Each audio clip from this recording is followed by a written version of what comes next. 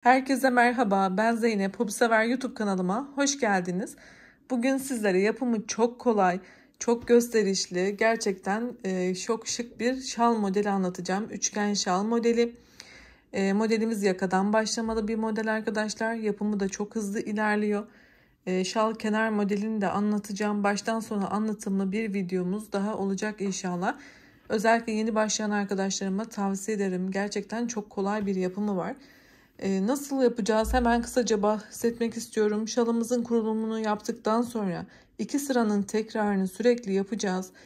Sayma kuralı yok. O yüzden çok hızlı ve pratik oluyor. Yani 2 sırayı sürekli tekrar edeceğiz. Şal kendiliğinden zaten desenini ortaya çıkartıyor. Basit ve pratik bir model arıyorsanız kesinlikle tavsiye ederim. Ben daha önce baklava desenli bir şal anlatmıştım. Siyah olarak örmüştüm onu, bitmiş. Bu da siyahla çok yakışacak arkadaşlar. Bu daha kolay bir model. Umarım beğenirsiniz. Beraber yaparız. Yine tüm şal modellerim için videomun sonundaki oynatma listelerime, açıklamadaki oynatma listelerime bakabilirsiniz. Ben bu şalı yaparken Alize'nin simli şal ipini kullandım. Video anlatımında koton bir ip kullanacağım. Her ikisiyle de güzel olacaktır. Daha kalın iplerle, batik iplerle, angora tarzı iplerle dahi yaparsınız. Çok güzel olur. Anlatım yaparken 3 mm bir tığ kullandım. Eğer eliniz sıkıysa tığ milimetrenizi kalınlaştırabilirsiniz ya da ipiniz daha kalınsa o şekilde de yapabilirsiniz. Şimdi kanalıma abone olduysanız abone olmak ücretsiz. Bildirimleri de açın lütfen. Hadi videomuza başlayalım. Evet, bismillah diyelim ve başlayalım. Zincir yaparak başlıyoruz. 5 tane zincir yapalım.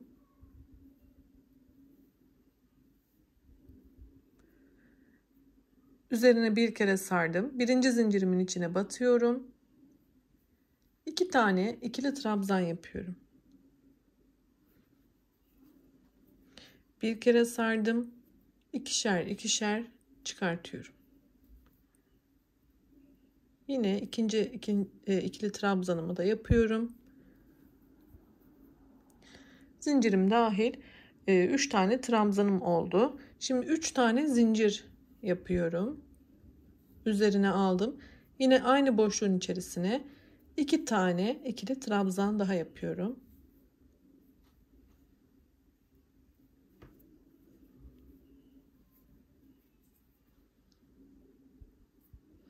Şimdi bir zincir üzerine aldım ve bir tane daha trabzan yapıyorum ve ilk başlangıcı kurmuş olduk. Şöyle hemen bakın.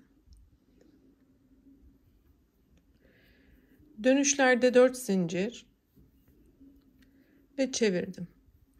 İlk başlangıçtaki boşluğumun içerisine 2 tane ikili trabzan yapıyorum.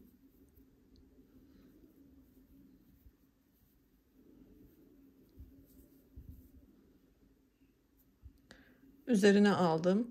2 tane trabzanımın üstüne de yan yana 2 trabzan yapıyorum.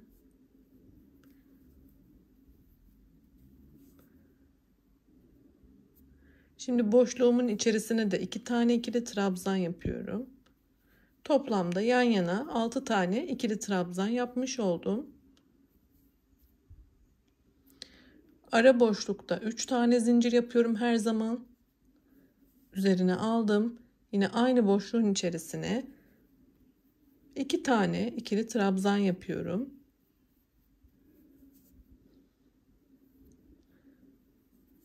İki trabzanımın tepesine yan yana 2 tane trabzan yapıyorum.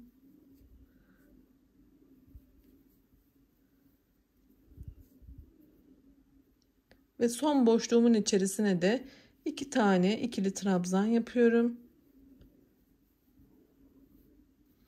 Yine yan yana 6 tane trabzan yapmış oldum ve sonda artırma yapabilmek için bir zincir ve bir tane de boşluğun içerisine trabzan yaparak bu sırayı da tamamlıyorum.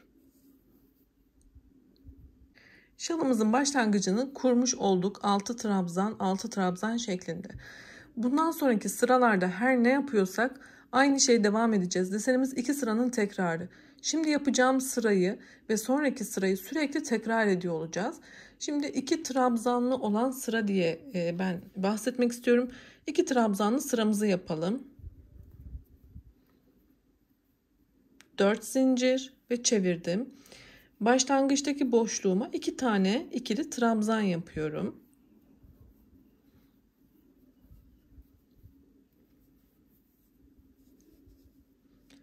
İki zincir, 2 tane atlıyorum ve yine 2 tane ikili trabzan yapıyorum.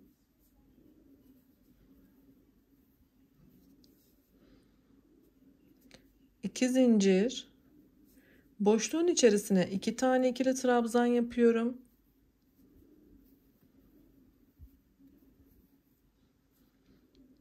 Aralarda 3 zincir. Şu arada hep aynı zincir sayımız. Tekrar 2 ikili trabzan yapıyorum. 2 zincir, 2 tane atlıyorum.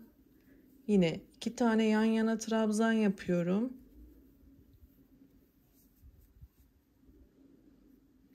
İki zincir, yine 2 tane atlıyorum. Boşluğumun içerisine 2 tane ikili trabzan yapıyorum.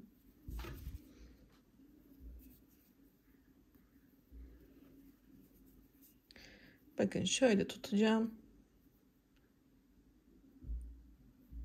3 tane sağ kenarda, 3 tane sol kenarda ikili trabzanım oldu. Şimdi çıkışta her zaman bir zincir ve bir trabzan yaparak sıramı tamamlıyorum. Bu benim 2 trabzanlı sıram. Bir sonraki sırada 6 trabzanlı sırayı yapacağız. Daha sonraki sırada tekrar 2 trabzanlı sıra. Yani mantık bu şekilde devam ediyor. Şimdi diğer sıramıza geçelim.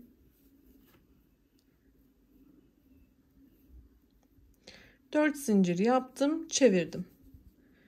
Üzerine alıyorum. Bakın ilk boşluğumun içerisine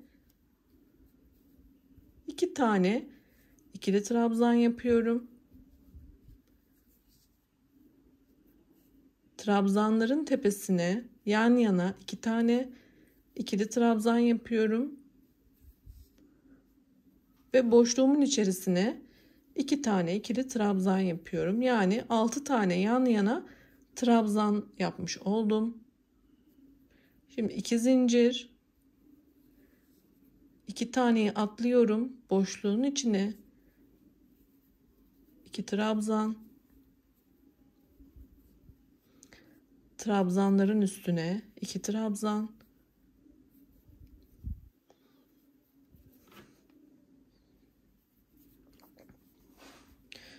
Boşluğun içerisine 2 trabzan. Şöyle bakalım. Yan yana 6 tane trabzanımı yapmış oldum. Arada 3 zincir. Şimdi diğer kenara geçiyorum. 6 tane yan yana ikili trabzan yapıyorum.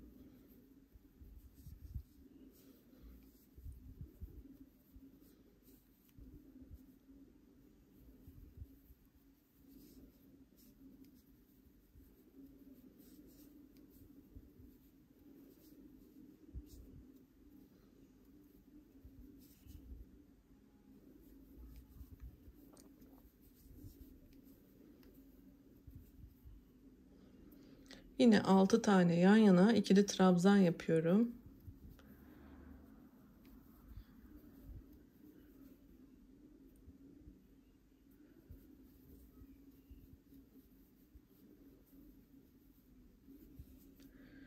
Şöyle bakın burayı da tamamladım. Sonda yine bir zincir ve bir trabzan yaparak sıramı tamamladım. Bu bizim ikinci tekrar edeceğimiz sıraydı. Yani 6 trabzanlı olan sıra. 2 trabzanlı sıramız ve 6 trabzanlı sıramızı sürekli tekrar edeceğiz. Sadece artırma yaptığımız için kenarlarda buradaki sayılar artacak arkadaşlar. Başka hiçbir değişiklik yok. Bir sonraki sırada burada her ne yaptıysak onu yaparak başlayacağız. Daha sonraki sırada burada her ne yaptıysak Onu yaparak devam edeceğiz.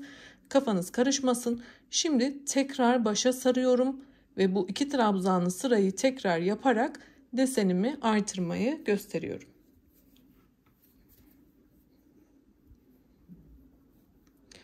Dört tane zincirimi yaptım. Üzerine aldım. İlk boşluğun içerisine 2 tane ikili trabzanımı yapıyorum.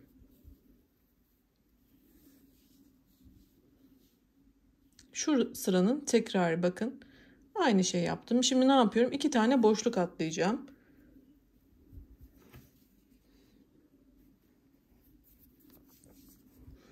Bakın 2 tane trabzan atladım.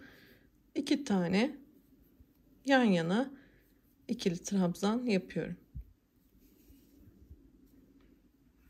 Şurayı yapmış oldum. Şimdi yine 2 zincir. 2 tane atlıyorum.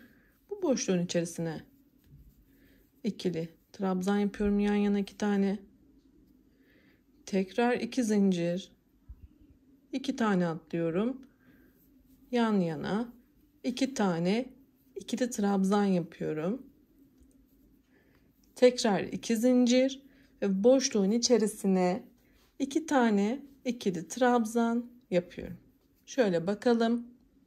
Şimdi ara noktada tekrar 3 zincirimizi yapalım.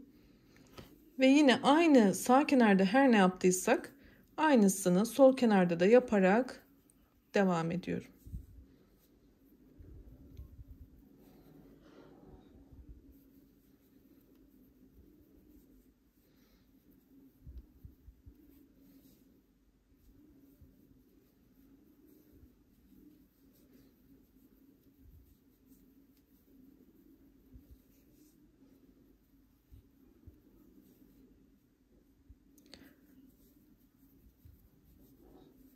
Şala yeni başlayanlar için çok kolay bir model. Batik iplerle de çok güzel olacaktır eminim. Batik koton iplerle de yapabilirsiniz. Birçok iple çok yakışacaktır. Siyah renkle çok yakışacaktır. Sonda bir tane zincir yapıyorum ve boşluğuma bir trabzan yaparak sıramı bitiriyorum. Daha önce baklava deseni olarak anlatmıştım bir şal modelini arkadaşlar. Ona benziyor ama bu daha kolay. Yeni başlayan arkadaşlarım bunu da yapabilirler. Bakın burada şu sıranın tekrarını tekrar etmiş olduk ve bu şekilde tamamladık. Şimdi ne yapıyorum? 6 trabzanlı sırayı tekrar edeceğim. Yeni başlayanlar için yine burayı da göstereyim. Tecrübeli arkadaşlarım eminim anlamışlardır ama onlar zorlanmasınlar. Şimdi 4 zincir yapıyorum ve tekrar döndüm. Başlangıçta boşluğuma 2, trabzanların tepesine 2 ve son boşluğa, şuradaki boşluğa da 2 tane yapıyorum.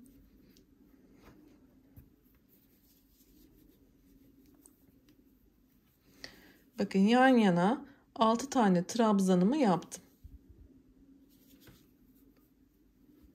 2 zincir. Şimdi buradaki 2 taneyi atlıyorum. Şu boşluğun içerisine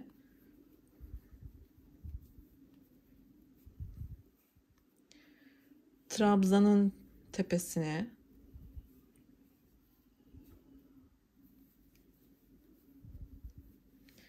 yan boşluğa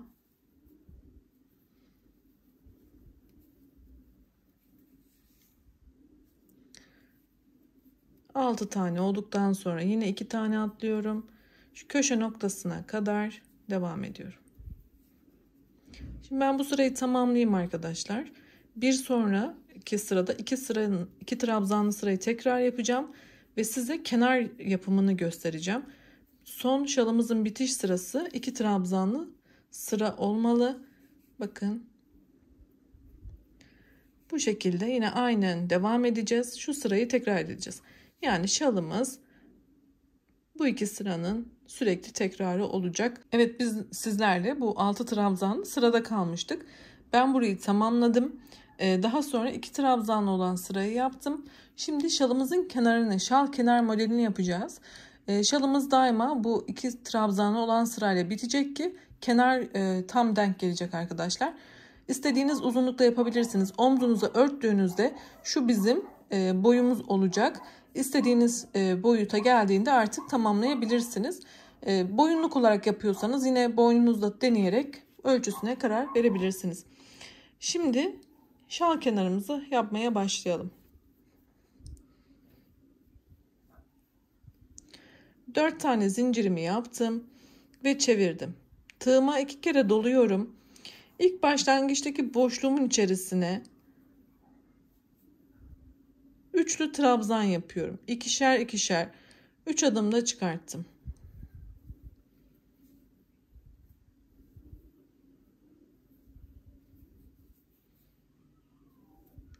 Toplamda 5 tane yapacağım. Kenardaki zincirimle 6 olacak arkadaşlar.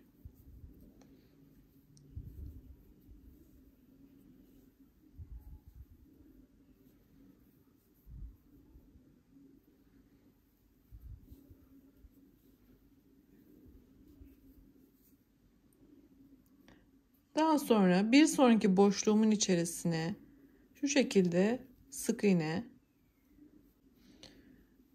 zincir yapmadan 2 kere sarıyorum. Sıradaki boşluğumun içerisine şimdi 8 tane üçlü trabzan yapıyorum.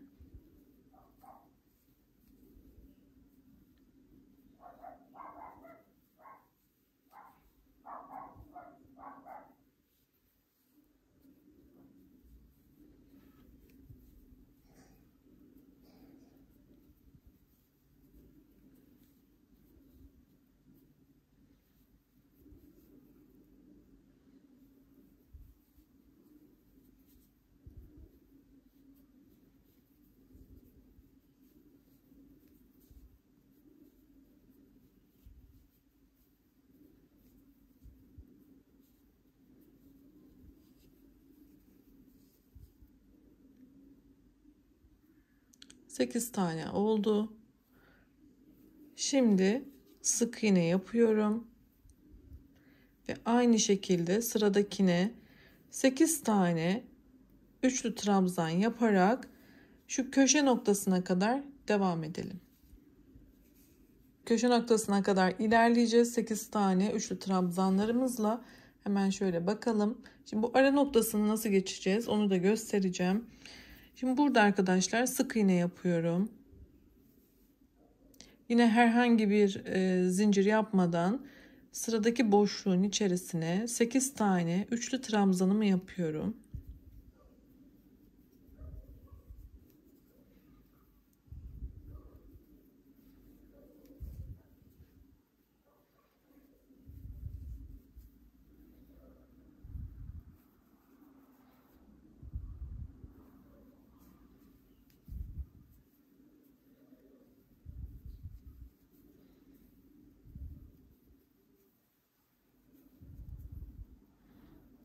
Sekiz tane olduktan sonra tekrar sık iğne yaparak devam ediyorum. Bundan sonra da yine 8 tane trabzanlarla şu başa kadar geliyorum. Son boşluğa geldiğimizde ise yine 5 tane üçlü trabzan yaparak kenarı bitireceğiz. Hemen büyük modelden şöyle yaparak size göstermek istiyorum bu son bitiş kısmını da.